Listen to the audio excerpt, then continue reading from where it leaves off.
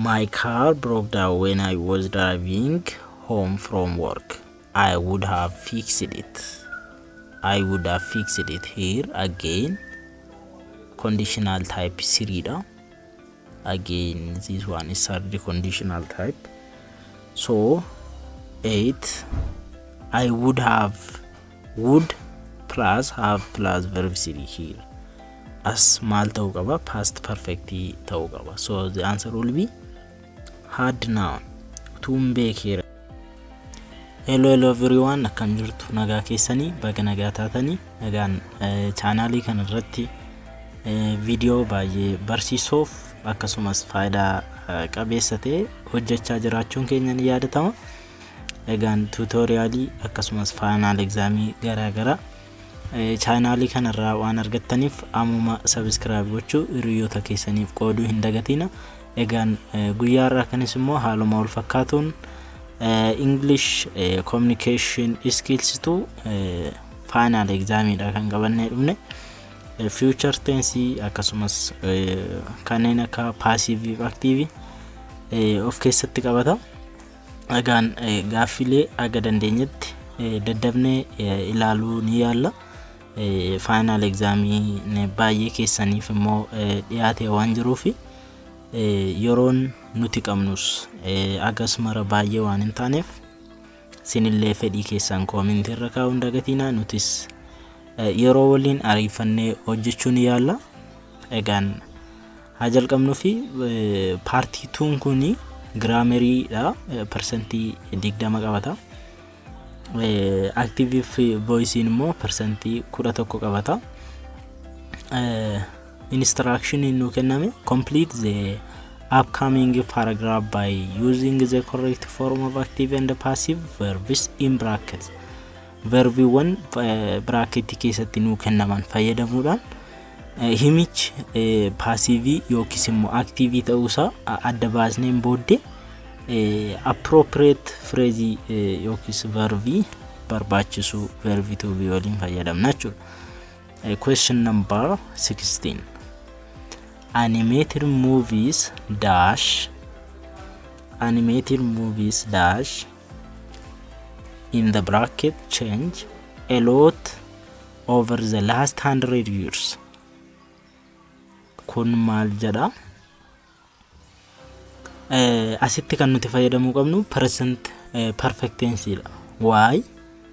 Present perfect tense is required here because it connects past span of time directly to the present day. Maaliif present fayyadamna? Wanta past ta'e dur hojjetamaa ture waan amma faana waan walitti hidhamee jiruuf present perfect fayyadamna. Innis maal ta'a? Has changed.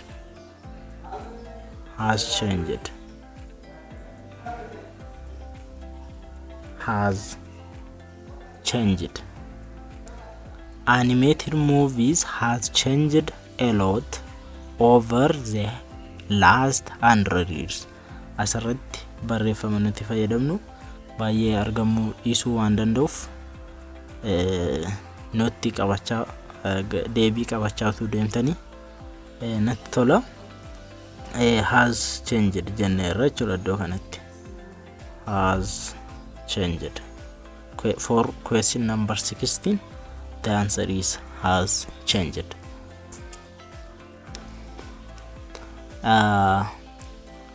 Windsor MCK dash considered the father of animation. Namichi Windsor jedhamu abbaa animationii jedhamuutiin beekamaa ture yookiis beekamaa jechuuf maal fayyadamuu qabna? Was considered jechuu qabna. Was considered by other people jechuullee dandeenya. Dhoksaa of keessatti kan inni qabatee jiru by waan jedhu hin barreeffamiin malee considered ta'e jechuudha. Namoota kan biraatiin illee ta'uu ni danda'a. For question number 17, was considered is the answer. kuni passive voice in the past tense ta'a jechuudha. Question number 18 deebisuuf in the early Windsor dash in the bracket animate his films by himself. Bara 1990 keessa bara 19 keessa Windsor kuni ofiisaatiin animated hojjechaa ture video animation garaagaraa jechuudha. So the answer will be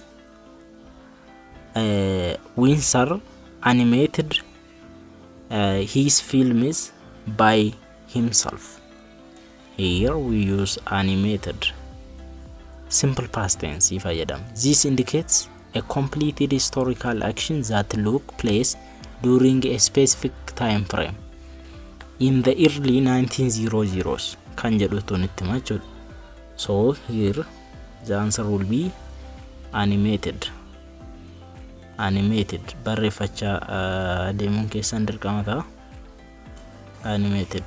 Animated is the answer. Question number 19.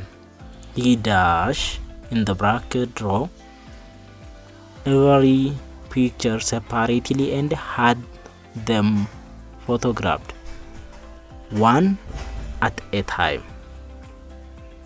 Maal gochaa ture? Pictureota garaagara ofiisaatiin kaasaa ture tokkoon isaanii. Kanaaf iddoo kanatti maal nutti mul'isaa jira? Abbaan raawwachaa jiru kun isuma Winsorii waan ta'eef passive gara passiveetti wanti nu geessu hin jiru. Diraw fayyadamna iddoo kanatti. Isa past diruu jechuudha. Diraw kan ture gara diruutti jijjiirra. So the answer will be diraw. Pastidha wantichi wanta darbedha akkasumas immoo active gara passiveetti wanti nu geessu hin jiru. Hundreds of photographs need to make a 1 minute film.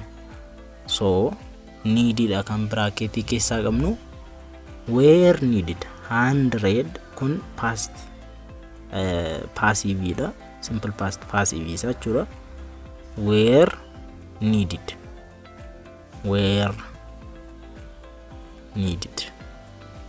kana gaaffiilee kana asumaan kan isiniin jechuu barbaadu Telegram channel description jala seentanii join gochuu dandeessu. Gaaffiilee kanas immoo achumarraa argattu. Deebii isaa amma qabattanii gaaffii sana laaltanii immoo waliin madaalchisaa gulaalaa immoo ni deemtu jechuudha.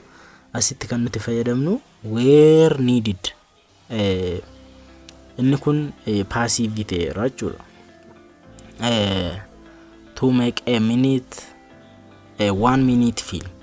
Sometimes it would take him more than a year to make a 5 minute comic strip.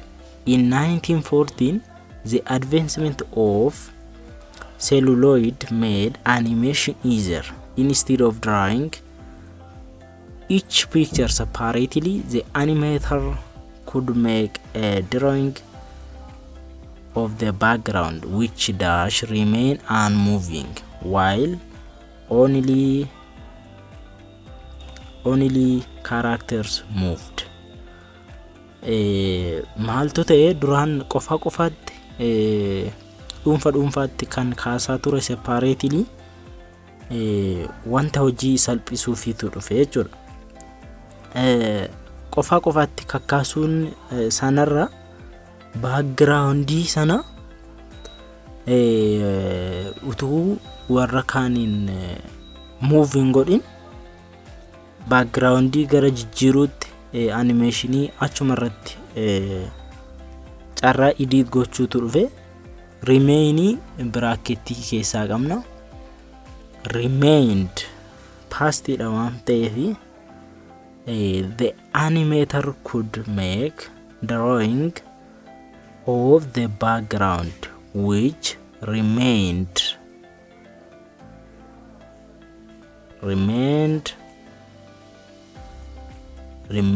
unmoving remained and while only characters moved.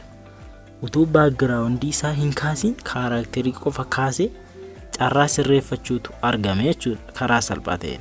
Remained pastidha. The next one is simple past fayyadamne asitti. It describes a factual past state of the background drawing during that historical era. Wanta dhugaa jiru animation sirna animation keessatti karaawwatame nutti maajira jechuudha directly. He created Mickey Mouse, added sound and music to his movies and producing the first full-length animated film, Snow White and Seven Dwarfs. Asirratti kan nuti fayyadamuu qabnu produced past dha, active dha simmoo simple active past tense fayyadamna. Walti to maal godhe is the active subject who performed the action of producing Snow White. Kan asitti abbummaa fudhatee jiru eenyudha? Walt Disney dha. So kanaafiyyuu kan nuti fayyadamnu produced the first full length animated film. So the answer will be produced.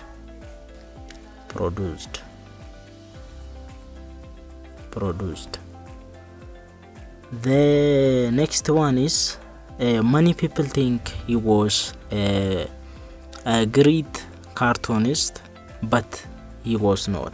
Instead, he was a great story editor and a clever business person who had other artistic do most of the drawings. Today, most animated films not draw by hand. So the answer here will be are not drawn by hand. Kan gocha sana raawwachaa jiru harkadha waan ta'eef passive dha kun, present passive voice. Today jenneerra waan ta'eef kiluu warreen kana ilaalachaa deemuun dirqama nuti ta'a.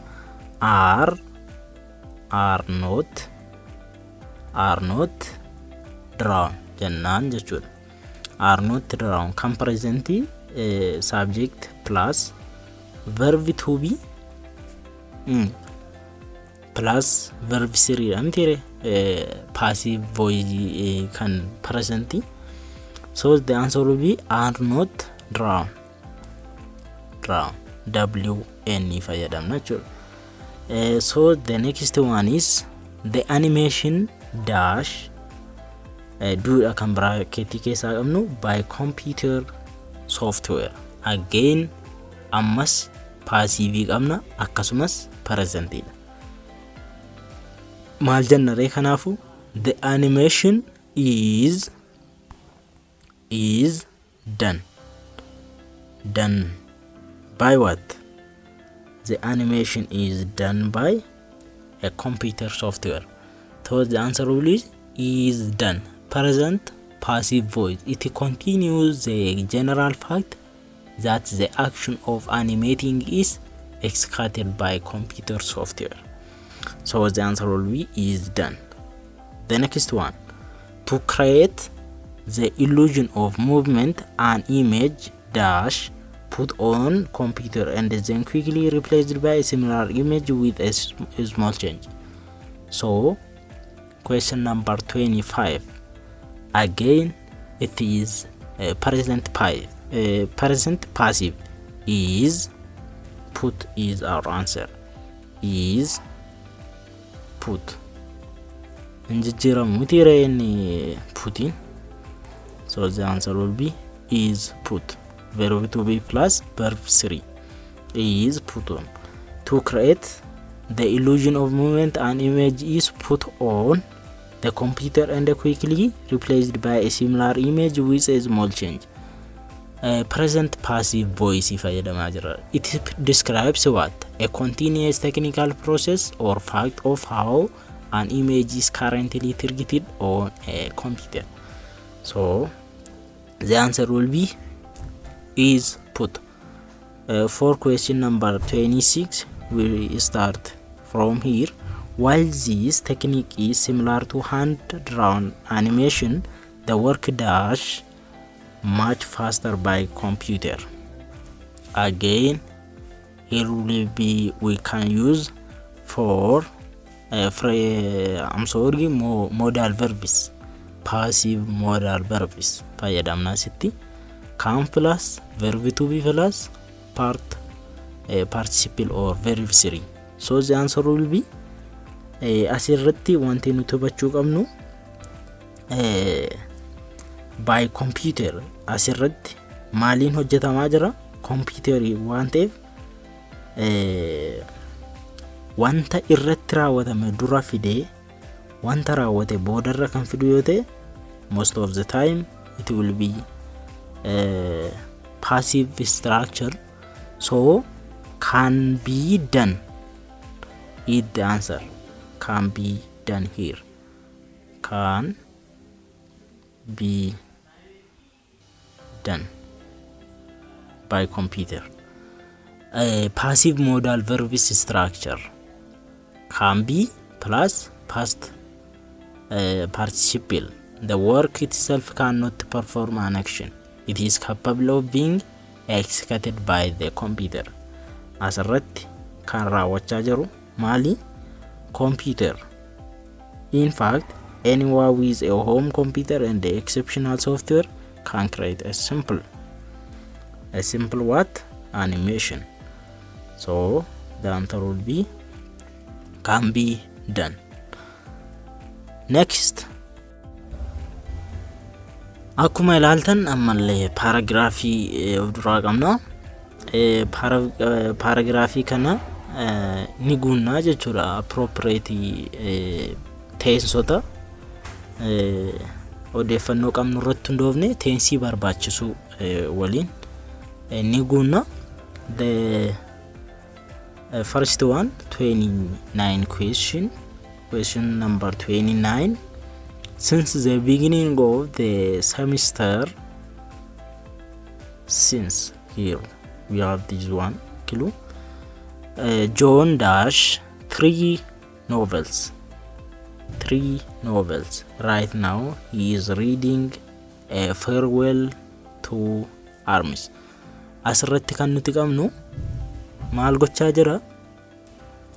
Jalqaba semesteerarraa kaasee John dubbisaa jira.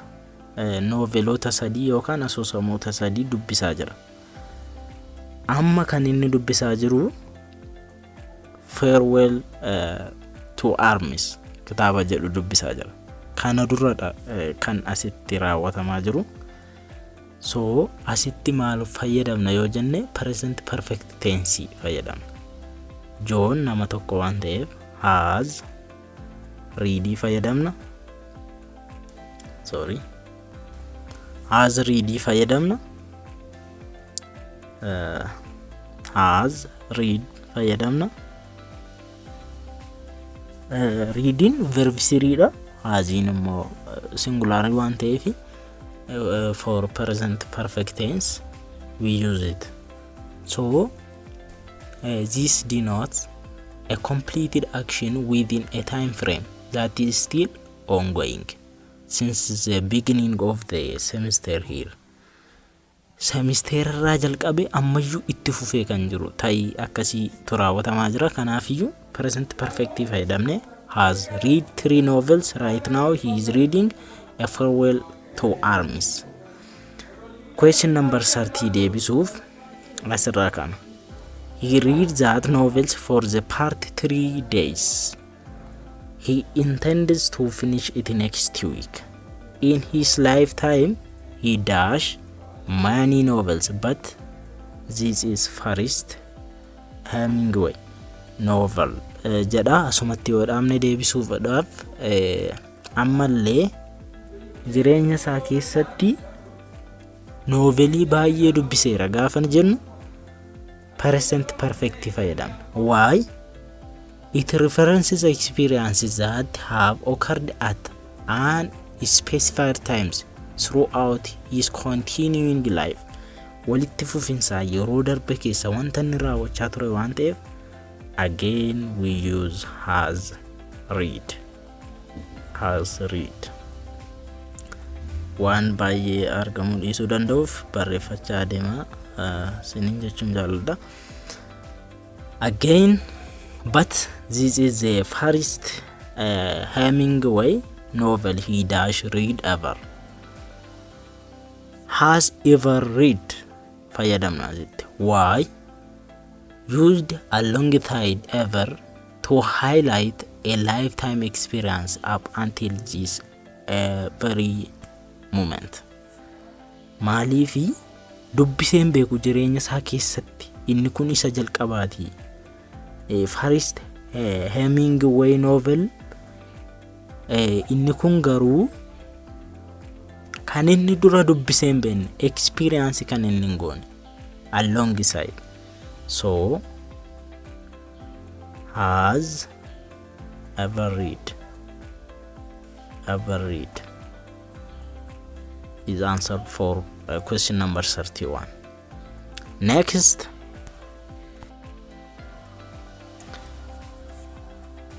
again ammallee paragraphii qabna.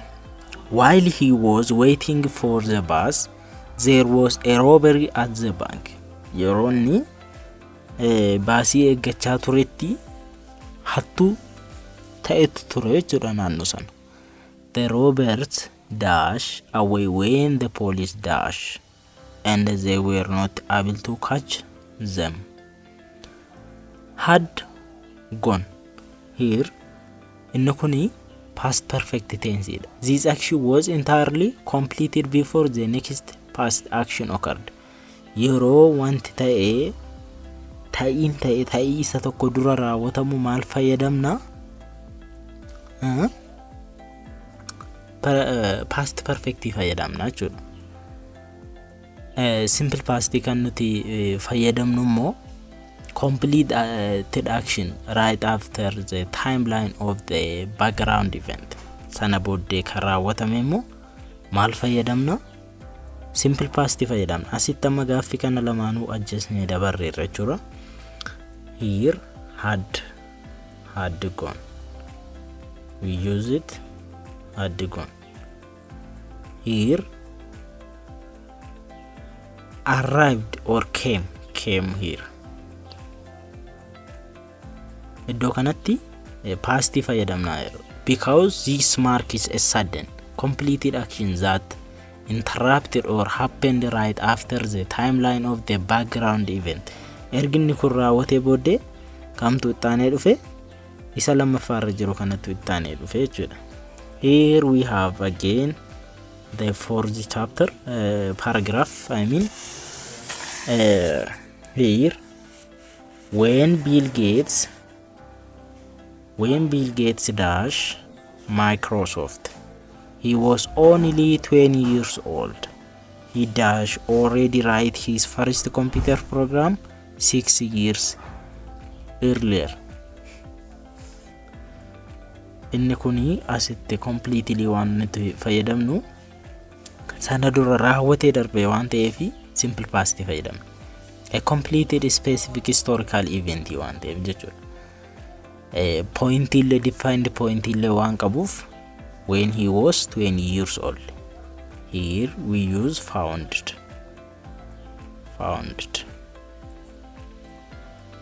The other one ittaanee kan jiru maal godhe? Past perfect dha. Maaliifi the word earlier establishes that this action happened before the past milestone of his turning 20. Maaliifi earlier wanta jettu yookiin conceptiin kuni maal nutti mul'isaa jirti? Actioniin ta'e actioniin kun actionii ta'e dura raawwachaa akka inni jiru nutti argisiisa. So we use this for this one had already already what? Written.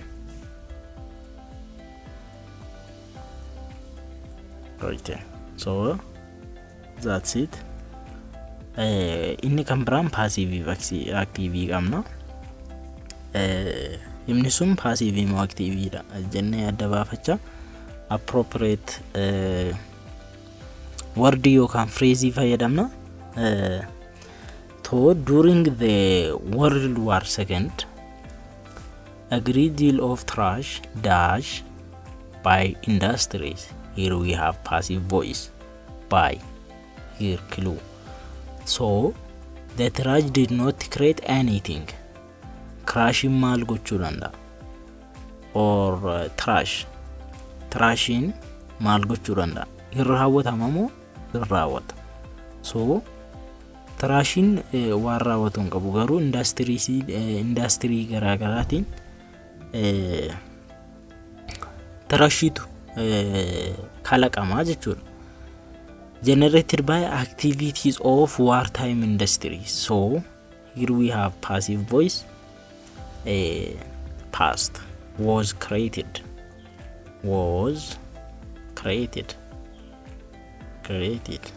Video narra akkan baay'ee faayidaa qabeessa ta'e nama nootti qabachaa deemuun dagatiina itti fufnee jirra. Here the answer will be was created for question number 36.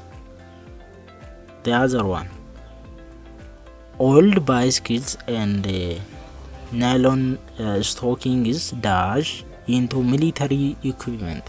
Yeroo sanatti biskileettiin gara maalitti jijjiiramaa turan? Gara meeshaa waraanaatti jijjiiramaa turan jechuudha. Were transformed by industries jechuu dandeenya. Ammallee passive fayyadamaa jirra. Were transformed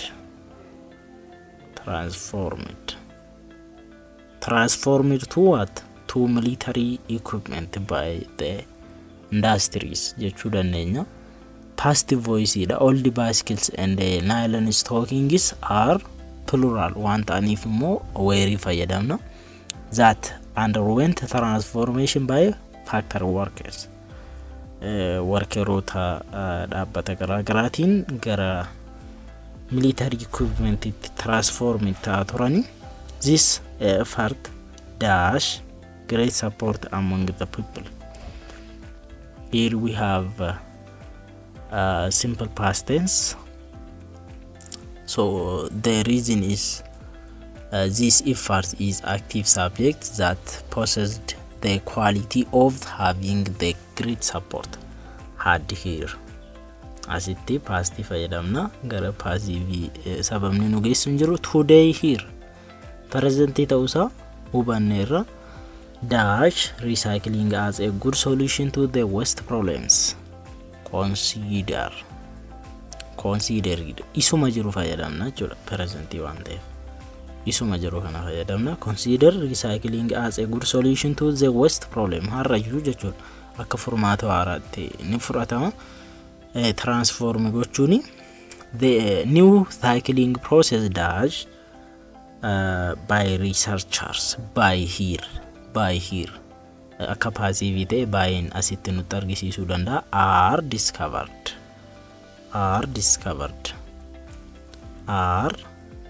it's present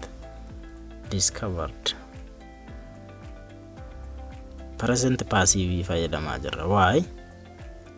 Why present passive voice. New cycling processes are plural objects currently being found by researchers.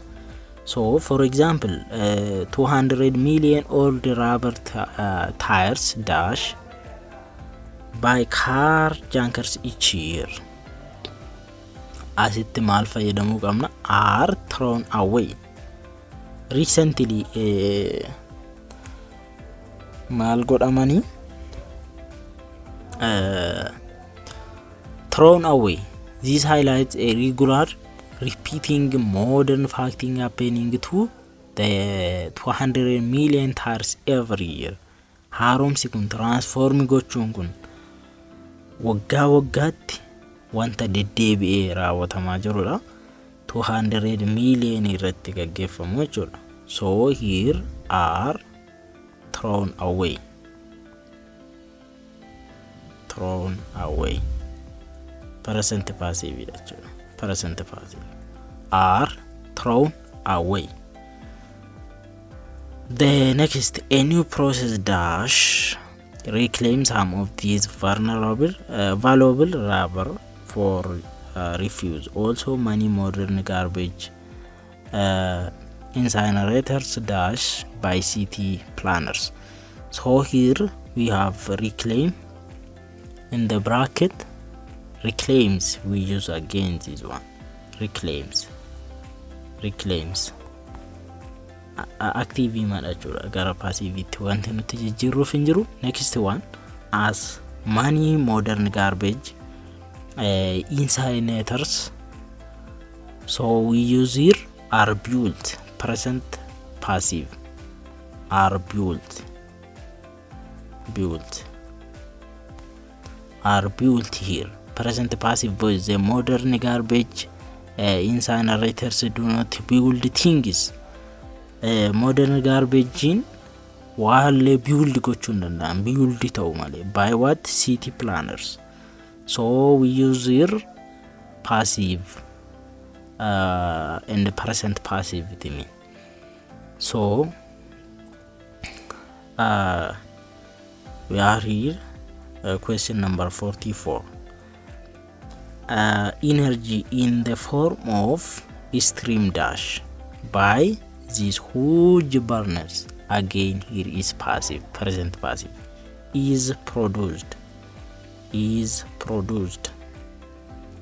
Eenyuun produced ta'ani? Produced here. Eenyuun produced ta'ani? Huge burners. So the next one is, here we have is produced. Why? Energy is a singular non-count noun that is generated as a byproduct of the burners. So here we have present passive voice for answer question number 44. These incinerators also dash valuable metals. Here we have active, recover.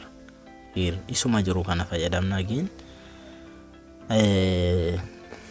Innis maalifi simple present active voice ida. Incinerators is a plural subject that is actively extracts or recovers the valuable metals. Incinerator on subjecti waan ta'aniif gara active passive wanti nu geessu jiru.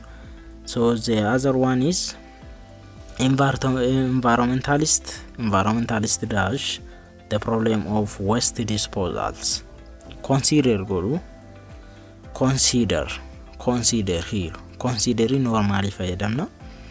Perhaps somebody generally wanted past limit, perfect limit, garu wanta general te simple present fayyadamna. Simple present active voice. Environmentalist is plural. Kanafu ESC travelun barbaachisu.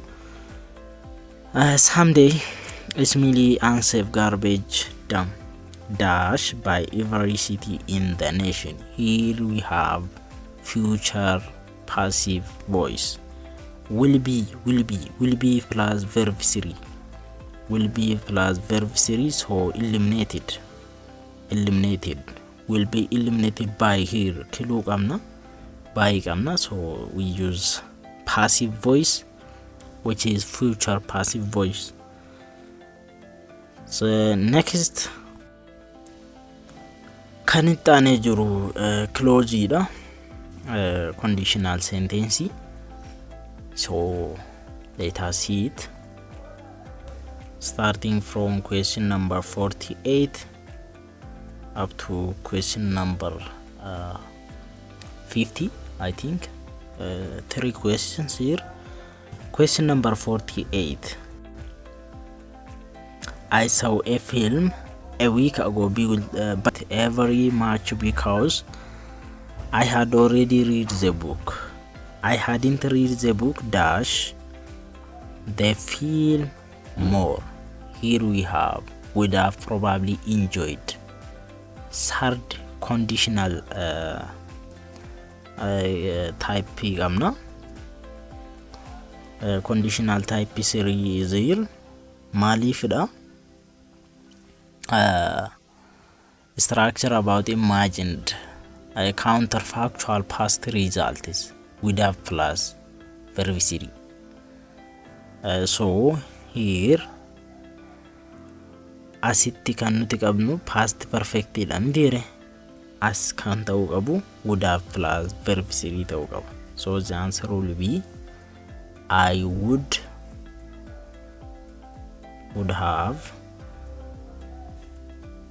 have probably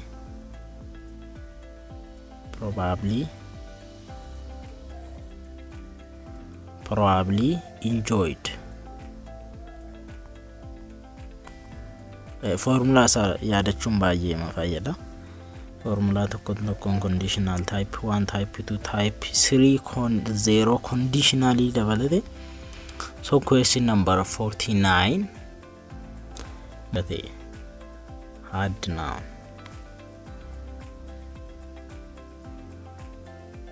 noun here.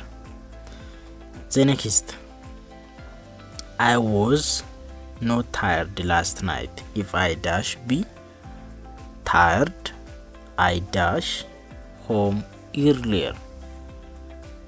Utu galgala darbe indadamne ta'e had been we use here.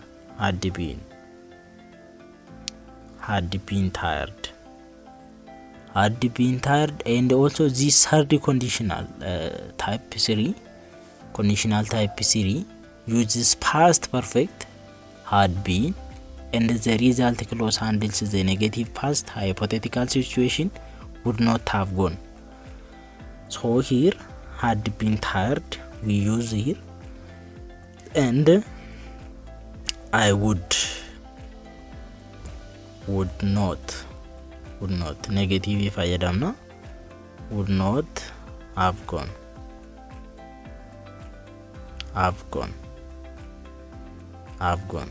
Sanjadu laltani barreeffachaa jirtu jedheeti namana. So we are here. Next, again videoon kun dheerachuun isaa waan oolleef kan guyyaarraa kana fakkaata ture. Subscribe gochuu hiriyoota keessaniif qooduu hin dagatinaa isin jechuun jaalladha. Aga comment irrattis yaada qabdan akkasumas maal takka hojjetamu saffisaan kan barbaaddan yoo qabaattan comment irratti sineegna. Yaada tokkoon keessaniif deebii laachuuf qophiidha. Galatoomaa, nagaatti.